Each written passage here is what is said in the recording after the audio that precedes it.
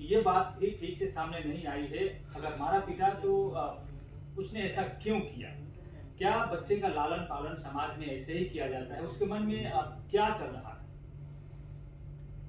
Basically जो अभी अभी कहानी सुनाई जा रही है, जो माँ ने अभी भी सुपरिटेंडेंट जीएमसीएच में जो बोला, और उनके बच्चे की मम्मी ने ऐसा बोला है कि वो तीनों माँ बाप और बच्चा खेल रहे थे और उसके बीच ही माँ बाथरूम जाती है। फिर बच्चा रोने लगता है, माँ वापस आती है, बच्चा रो रहा था, फिर तब तक कुछ पता नहीं चला।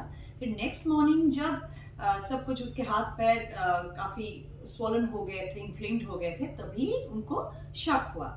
ये कहानी तो बेसिकली सही नहीं है, एक चीज़, क्योंकि ऐसा नहीं हो सकता है कि वो बाप खेल रहा था, एक बहुत ही अच्छे मूड में थे और माँ बाथरूम जाती है, फिर जाने के बाद माँ के बाथरूम में होने के वक्त वो उसको मारपीट करता है, बच्चे को, और बच्चे का उम्र है केवल 4 महीना।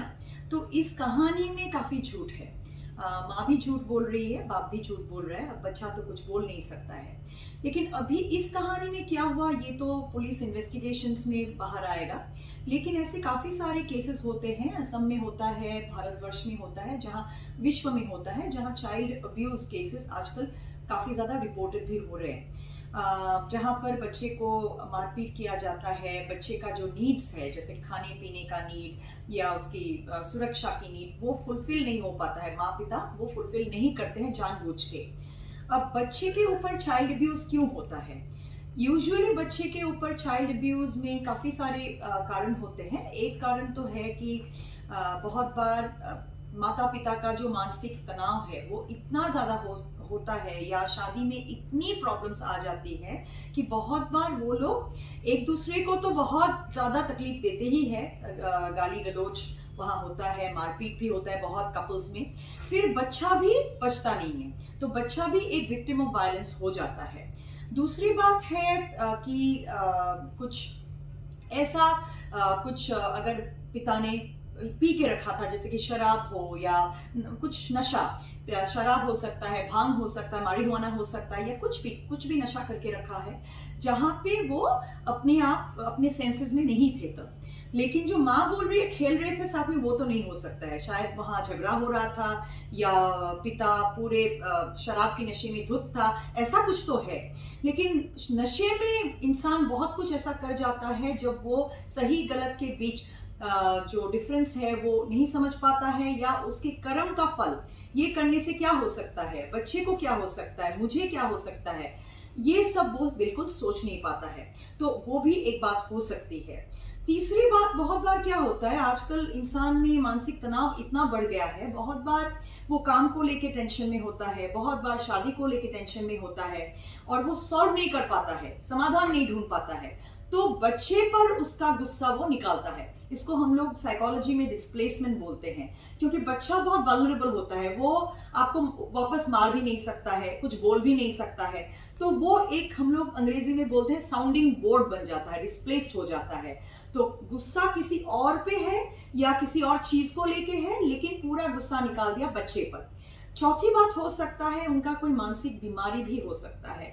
बहुत बार क्या होता है, हम लोग देखते हैं कि एक इंसान जब बच्चे को बहुत मारता है या मार भी डालता है, ऐसे में हम लोग देखते हैं कि उनको साइकोसिस होता है। अब साइकोसिस बहुत बार नशा करने से टेम्पररी आता है। हम लोग बोलते हैं ना, शराब पीने से या भांग लेने से या कुछ भी नशा करने से एक टेम्पररी इंसैनिटी आ जाता है इंसान में। लेकिन साइकोसिस एक ऐसी बीमारी है जहां पर इंसान शक्की हो जाता है, वो शक करता है, बहुत बार पत्नी को शक करता है कि तुम किसी और के साथ एक्स्ट्रा मैरिटल अफेयर में हो, इसीलिए ये बच्चा मेरा नहीं है।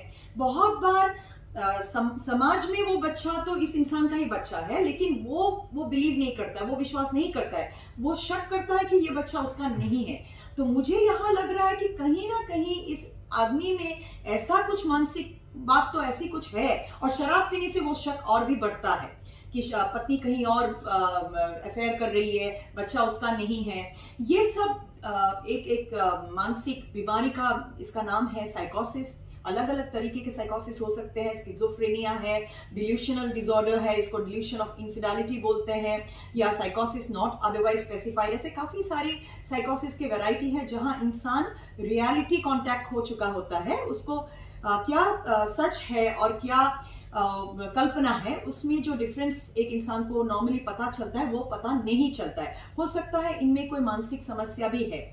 बहुत बार क्या होता है, एक इंसान जैसे कि गरीबी से जूझ रहा है, या उसको पैसों की कमी है, तंगी है, या लोन है वो चुका नहीं पा रहा है, तो तब क्या होता है, बहुत दिनों से इंसान डिप्रेस्ड होता है। डिप्रेशन से वो बचने के लिए शराब की मदद लेता है, शाम को रोज पीता है, दोपहर को पी लेता है, पत्नी को मारता है।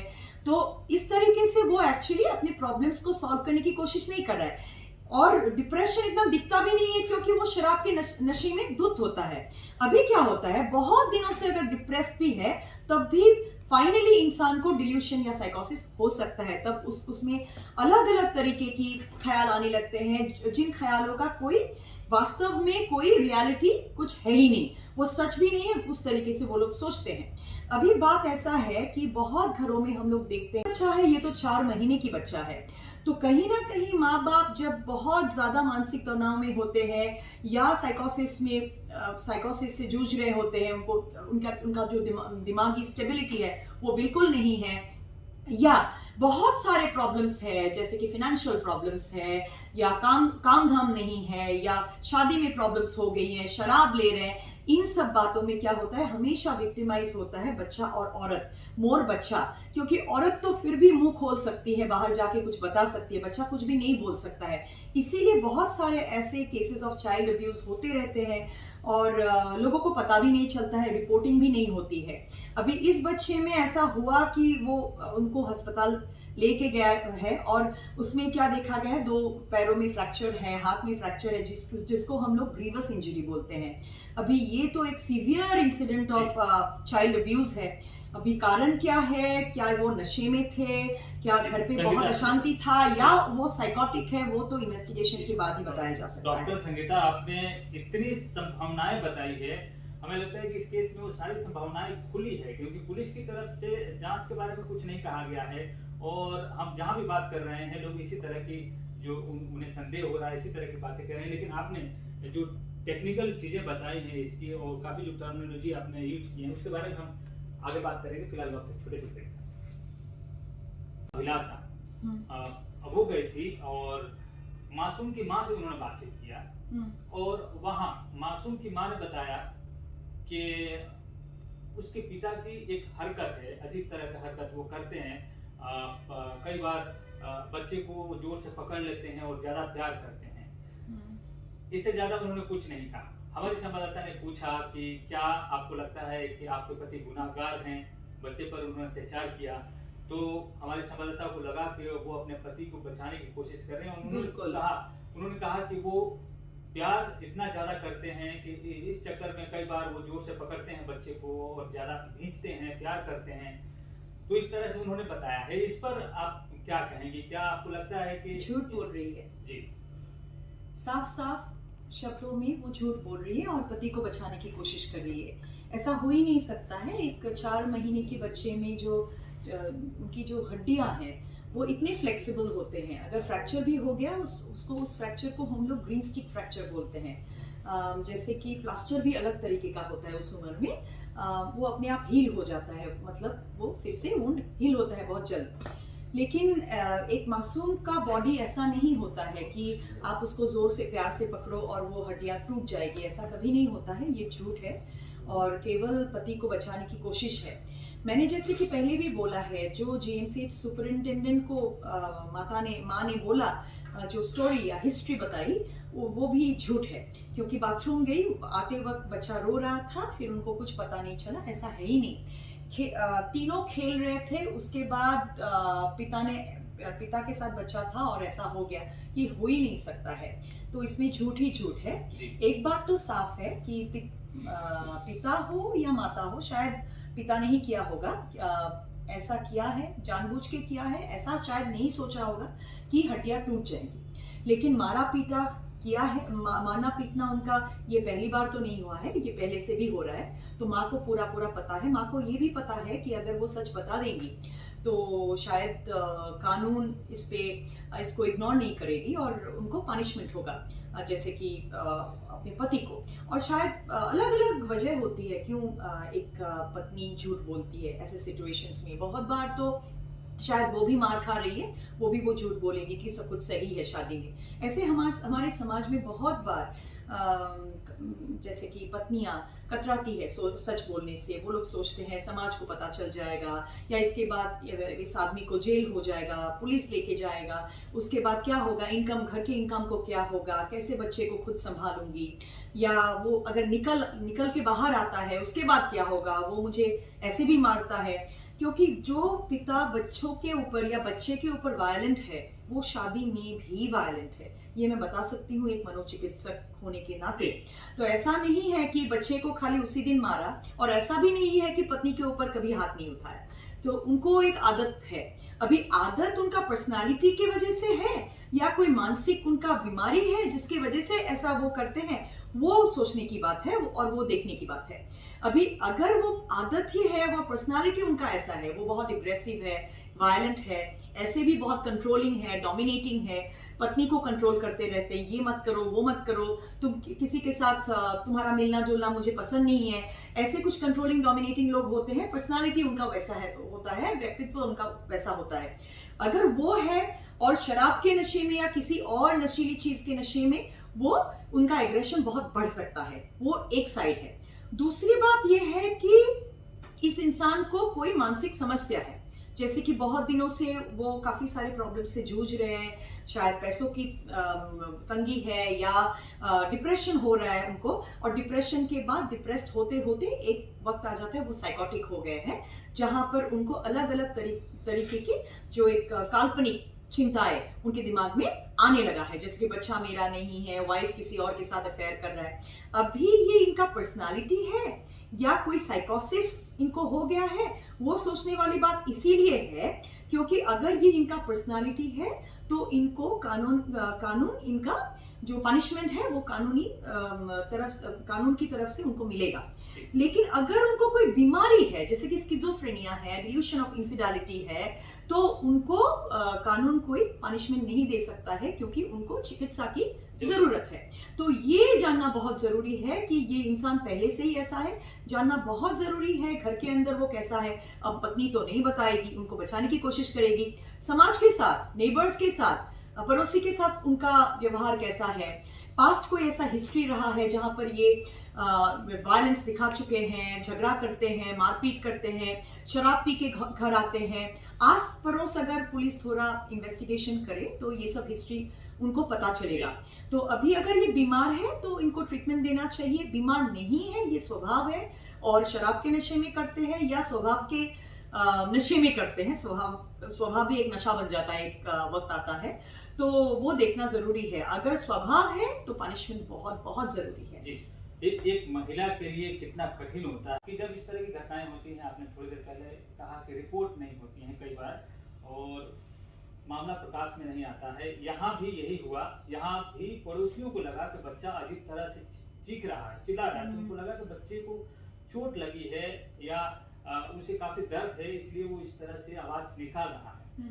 कई बार हम देखते हैं कि सोसाइटी में महिला उत्पीड़न होती है, महिलाओं के ऊपर में अत्याचार होता है, और क्योंकि वो महिला तो बताती नहीं बताती, वो उसको कौन रिपोर्ट करेगा। पड़ोसी जब ये देखते हैं तो उनको लगता है तो वो रिपोर्ट करते हैं, मामला सामने आता है। लेकिन समाज में इस तरह की चीजें बहुत बार पड़ोसी भी रिपोर्ट नहीं करते हैं जब महिला पे अत्याचार होता है, क्योंकि पड़ोसी को लगता है, बहुत बार गुवाहाटी में मैंने ऐसा देखा है कि उनकी घर का मामला है, उनको सुलझाने दो, हमें क्या पड़ी है।